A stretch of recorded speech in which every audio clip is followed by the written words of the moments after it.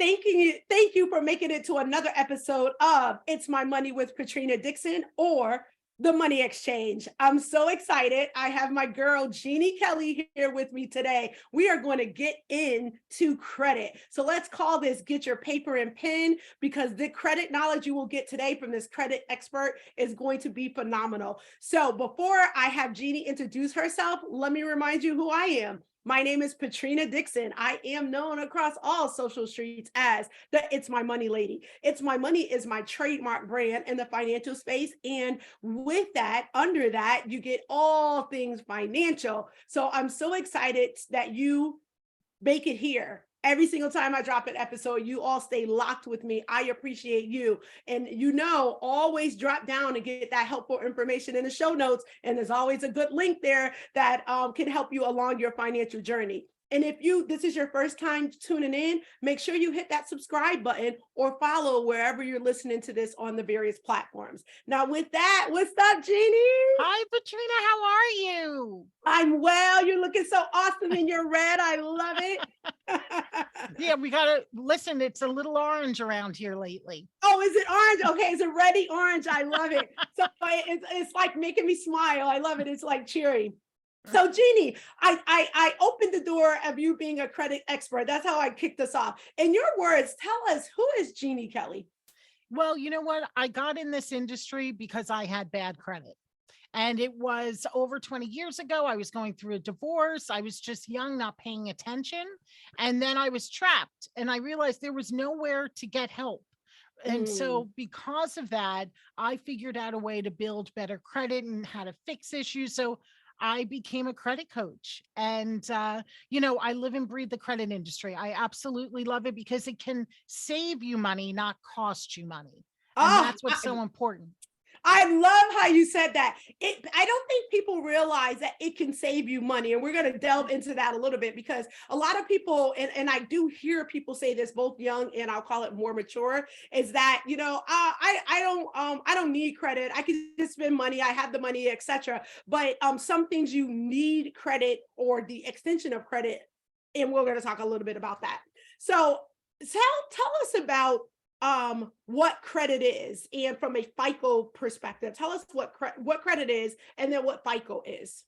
Okay, so what credit is, it's almost like, as a grown-up, your financial credit, like when you go to school, your report card. Yeah. So it's kind of like that. It's a credit report that has your name, address, your social, all your personal data, and then what accounts you have on there, what creditors you chose to do business with. Unfortunately, maybe some collections, what you didn't want on there, but all of that information and who's looking at your credit, that's all on your credit report. And then there's a credit score. So one of the myths is that there's only one credit score. There's so many credit scores, but I always like to talk about FICO, because 90% of lenders use your FICO score. Mm-hmm. And so they just grade your report card. They're grading the information that's on your credit report. And we can talk about the breakdown of FICO, because once you know, like, the rules of a game, you can play it better. So let's talk the credit game. All right, so you heard it here. It's not about being mad at the game. It's about making sure that you can win the game, be better at the game. So let's talk about the components of the game. So credit, you and I both know, and I love how you broke down, you mentioned FICO. FICO, there's 5 components of your FICO credit score. So let's talk a little bit about that FICO credit game. Absolutely. So 35%, the largest part of the score, payment history. No brainer. How you pay your bills. If you pay them on time, you'll get more points. If you have late payments, meaning over 30 days, 60 days, 90, and so on, then that's going to take away points. And of course, the collections. And so that's negative information if that shows up, and also bankruptcy, if that's on the credit report. That's part of your payment history. And then 30% balances.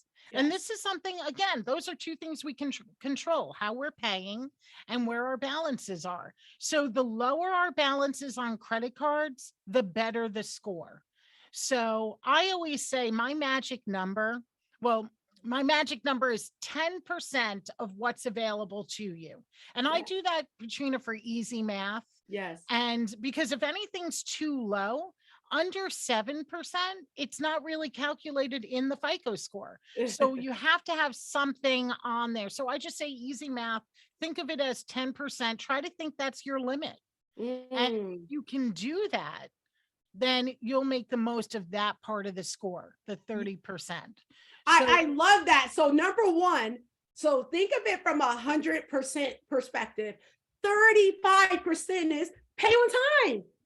If you can at least do that, like that will work wonders. So when we talk about the increase, you have to understand what makes up the credit score. So Jeannie is giving you the 5 components. And number one, 35% of each credit line paying on time. And then she went on and gave you a really nice, I like that formula you have. 10% of your open credit balances, like or credit limit. So that way, that one, you're showing that you're using the credit that has been extended to you, and that you're using it in a great way by not overextending or maxing it out, and you're paying it on time. I love it, Jeannie. So that's 1 and 2. What are the other 3? 15% length. How long have you been using credit? Right. Mm, So obviously, the longer, the better. 10% types of credit. FICO mm, likes to see variety. So installment loans, meaning student loan, auto loan, a personal loan, a mortgage. So installments versus credit cards, revolving yeah, lines of credit. So yeah. have a mix of credit, and that can help that part of the score. And then the love hate part, 10% new credit. And the reason I say that is because sometimes it'll dip your score. So when you get new credit, you have a new inquiry, a new account hit your credit report, it's going to dip down your score, but then in time, it's better.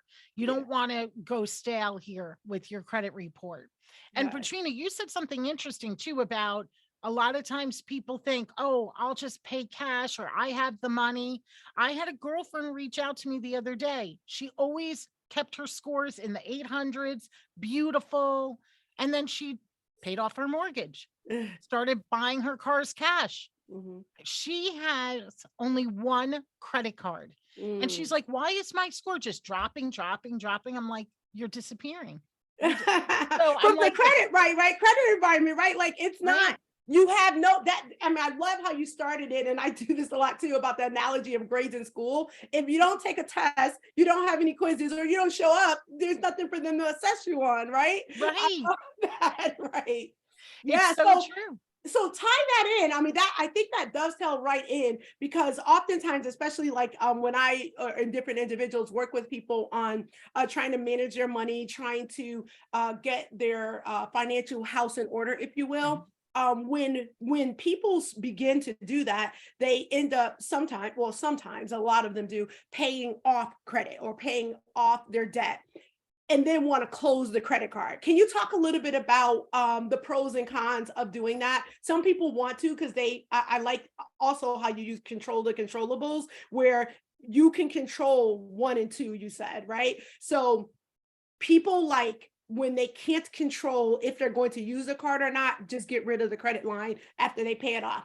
Can you Hmm. talk to us about what that means from a credit score perspective? Right. So, well, you're going to close what's available to you. So, if you use some accounts and then you're closing some of the accounts like the store credit card, saying, oh, now that I've built my credit, now I have major cards, why use those? But now you're closing the total of what's available to you. So, that's Yes. one thing. And then in time, those accounts, and again, not right away, but in time, just like my girlfriend, she didn't notice a difference right away. It was Mhm, more in time. She mhm, didn't notice the one card came off, another card came off. mhm. So she slowly, like I said, started disappearing. Yeah. And I always say what I do with my credit cards to use credit in a healthy way, I attach things I have to pay. Yes. We've got a cell phone, right? Yes. Why not hook that service up to one card? Right. And then another utility to another card. And then if I use gas for my car, another card for shopping. So I'm not trying to get more debt.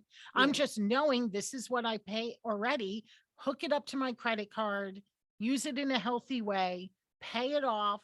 And, then next month it's going to come on again. And so I'm spreading it out, but I'm also knowing that the cards are showing activity. And I'm not just saying go crazy with your credit card debt. Just pay bills that you're already going to pay and just Yes. use them that way. And the rewards, come on, money, free money. Yes. And that, it's funny that you said you go into rewards, and that's because, we do this work all the time.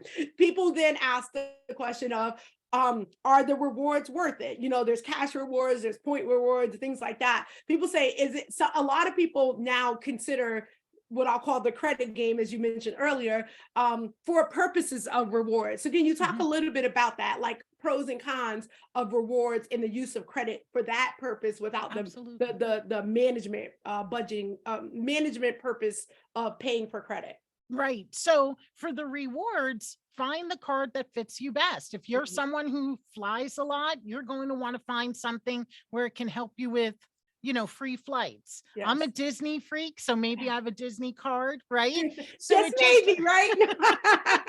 So it just depends. Cash back, same prices are rising on things. What discounts can you get maybe at the pump when you're getting the gas? So find out, do your research, and that's playing the credit game. And let me tell you, it can become very involved in a full-time job. So really, month by month, really research what's best and don't ignore it. I've had clients who didn't realize they had huge savings of rewards that they weren't using. Yes. So you want to. So I just think it's a great thing. And at the same time, think about it. So you're purchasing things you have to, you're earning the rewards, and you're paying on time and having that history. So when it's time for purchasing a home, refinancing, buying a second home, and on and on and on, let's get the lowest rate we can, because we're showing that we can pay bills on time and we're doing it with healthy credit. And okay, so let's dovetail right into that. So you kicked it off with good credit can save you money. So let's talk a little bit about that. You said first home, second home. How, for a person that doesn't understand how good credit can save money, can you talk a little bit about that as it pertains to interest rates, etc.? And there's great calculators. Actually, on the FICO website, there's a calculator. Patrina, I don't know if you have one on your website, but the showing the difference of doing the math. I love doing the math. So you can be buying the same house. Let's say it's a new development. All the houses look the same, that, and the budgets are about the same. Can you imagine if you are purchasing a house and your neighbor is purchasing the house right next door, but over the years of their mortgage, they're paying $100,000 less for that same house, all because they had a better score? It's the same house. And I always say that to individuals, like, it's the same income. Let's say for yourself, you have the same income, the same savings, the same deposit, but your score changed. And so that, again, that score change it could be a couple of hundred per month. And then over the 30 years, that's thousands of dollars. And same with, it's not just the interest rate. Sometimes there's insurance, PMI on mortgages. And so that can help you save money there. So there's a lot involved. And that's why I always say, have the best score you can before purchasing a home. And, I got into this, like I said, I had bad credit. Time heals all wounds, and it does with your report as well. So don't feel bad if you haven't been paying attention or if you've been paying late, because as of today, you can start paying attention, paying on time, and not adding new lates. Exactly. And that the comments you gave relative to buying a house, that is for buying a car or anything, even in some situations, apartments and credit cards. So even though you get the credit card, the Macy's, the store, whatever you're getting, how much interest that you'd have to pay for that sweater can be determined by your credit score as well. So it's not, because some people may not be going after trying to acquire a home. So it could be those other lines of credit that you access as well. So I just had a question in my head and I just lost it based on what you just said. So we talked about the 5 components of the credit score. We talked about interest rate and how it can save you money. And we talked about points that you can get when you have certain credit cards and choosing the best one for you.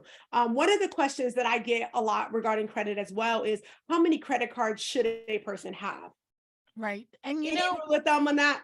that's a unique one. I definitely, you don't want one, because you have one mess up. What about if the store closes or the Ah, creditor yes, closes? I have yes, seen that over and over again. yes, And you yes, do have to have one open active account for at least 6 months to have a FICO score. yes. But you don't want to just have one. I mean, there's no magic number, right? So I have some of my clients who want to have that 780 or above FICO. I Mhm, notice have at least 8, and mhm. some have more. But Yeah. I'm noticing the average is between 8 and 12 cards from what I've been seeing over 20 years with those high scores. So Okay. it's really not, it's more about the length of time when you're putting them on and using them. Yeah. Sometimes, Patrina, you can have a card. I'll have a client who has like a great FICO score. Let's say they're 738, but Mhm. they need a 740 to get a better interest rate, Yeah. and there's nothing negative on their report. And guess what? All their balances are perfect. You're like, is there anything? Then you'll see a few cards that I call it hibernating on the credit report. They Yeah. haven't used them in 3 years. Mhm. Could be store. I'm Yeah. like, go buy a pair of socks, Yes. Yes. show some activity, and guess what? They get a couple of points. Yes. So it's things like that, just knowing how to play that game of credit and use it in the best way possible. Yes. And the other thing I tell people, if it took you, and I have a similar story to you about, why I do the work that I do now in the financial space, which includes credit, is if it took you several years to have the current score that you have, whatever that may be, don't expect the change to happen in 30 days. Right. So you listen to this episode, you think about some of the things that Jeannie and I are talking about here today, and then you go and execute and you're like, hey, none of this stuff happened. And you heard this whenever you hear it, and then the month later you want it to happen. You have to allow time for to see some of the changes that Jeannie and I are talking about relative to your credit. So Jeannie, if you were to tell them, um, give them the best credit tip that you would give, or not, I want to say the best, give them a credit tip. My score is not, ideal. I have some aspirations for some things that would cause for a better credit score. What's something, one or two things that they can do to help them along the way? Okay. Well, one thing is learn your statement balance date. Because Mm, besides the payment due date, you want to know when that information goes to Experian, TransUnion, and Equifax. So if your statement, let's say a credit card comes in on the 5th of the month, you want to know that's the date that they're also sending the information to the credit reports. And I say, I have a lot of clients who say, well, I pay it to zero, but you don't pay it until after you get the statement. Reverse it. Pay it 72 hours before that statement date so mhm. it can show the lower balance. Okay, And so I'm so, gonna pause you right there because mhm, people do get hung up on this. There's a this point right here, because people look at the day the bill is due, which is different than the statement date. So let's just pull that back a little bit before we close out here, good. before we go to close out. So you get your credit card statement Mhm. or statement, whatever the statement is, you get the statement. And let's just say credit card for purposes of this exercise. You got a Capital One credit card or Macy's credit card, whatever that is. There is your bill, your credit limit is $500. You have spent $400. Your due date of the minimum balance is $25, is due on June 25th.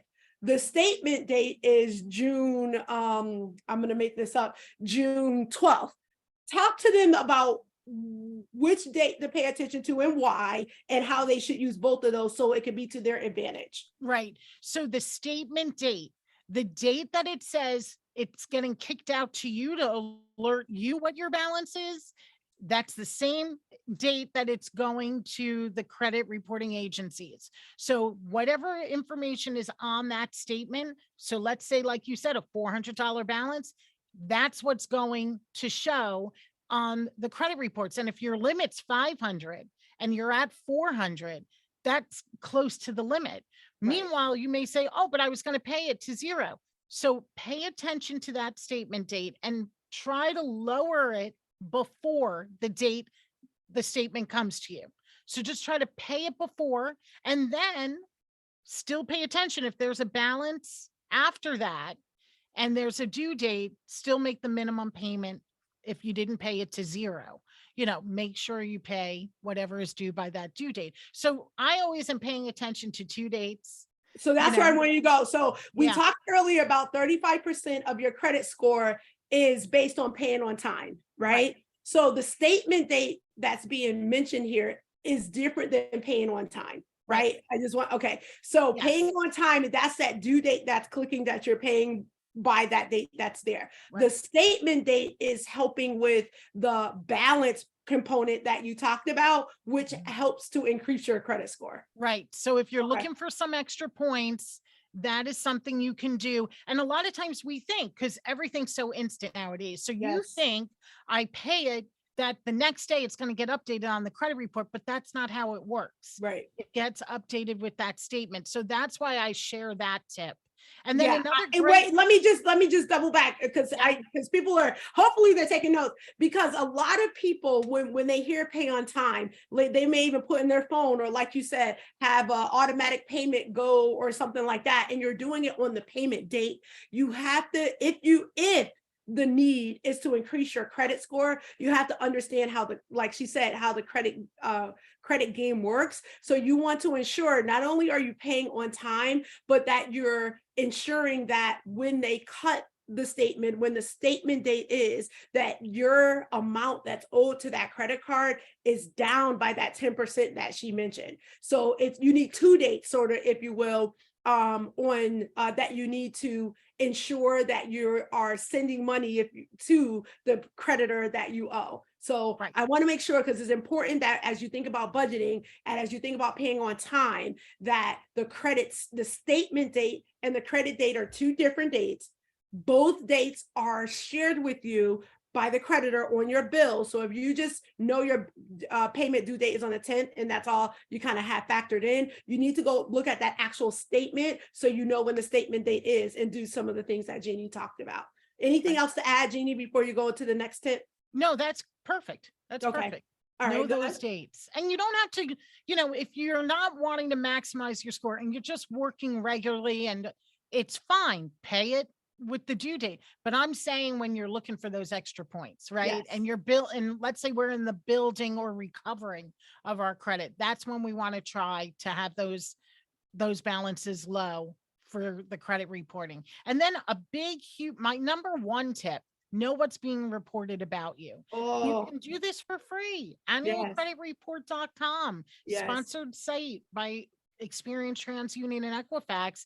And if you go to that site, it does not hurt your credit score when you're pulling your credit report. And even though it's annual, so it sounds like once a year you're allowed to go there, they've changed it after the pandemic that every 7 days you can go look at your report if you want, for free. And they've changed that till 2024. We'll see if they change it again. But definitely only, I believe in monitoring and ID protection, but I still want to have my eyes looking at my credit report, because only I know where I lived, only I know where my balances should be, right? And what accounts should be on my credit report.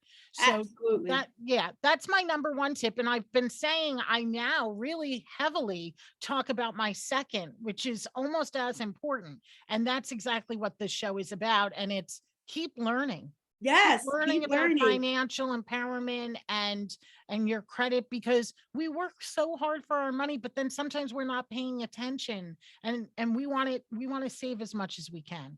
Yeah, absolutely. So that website was annualcreditreport.com, annualcreditreport.com. And we will put that down in the show notes as well. And to Jeannie's point, since the pandemic, every 7 days or every week, you can pull a copy. Do you need to? Likely not. If you've never done it before, you want to at least pull it now. One from every bureau. There are 3 bureaus in the main bureaus in the United States, but they don't talk to one another. So you got to pull one from each and look at your line items on each of those. And if you find any inaccuracies, then you have to take care of that. But ensure you pull, don't just pull one, pull a report from each of those, and you can get a report from each of those on annualcreditreport.com for free. If you are asked to put to pay or put in a credit card number, you're on the wrong site. So please, because there's a lot of, if you just Google free credit reports, you're going to get a lot funneled to you. You want to put in your browser annualcreditreport.com, one word.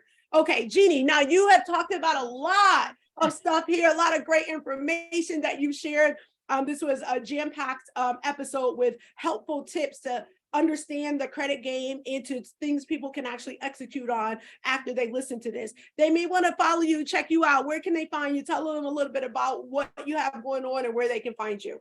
On social media, on Instagram, I'm Credit Jeanne, and then JeanneKelly.net. You can find me there, and always talking the credit talk, always talking to the credit talk. So please, ask me the credit questions. That's what helps me keep talking credit. What does everyone want to know? What are the questions in the moment? And then, that's what I'm talking about.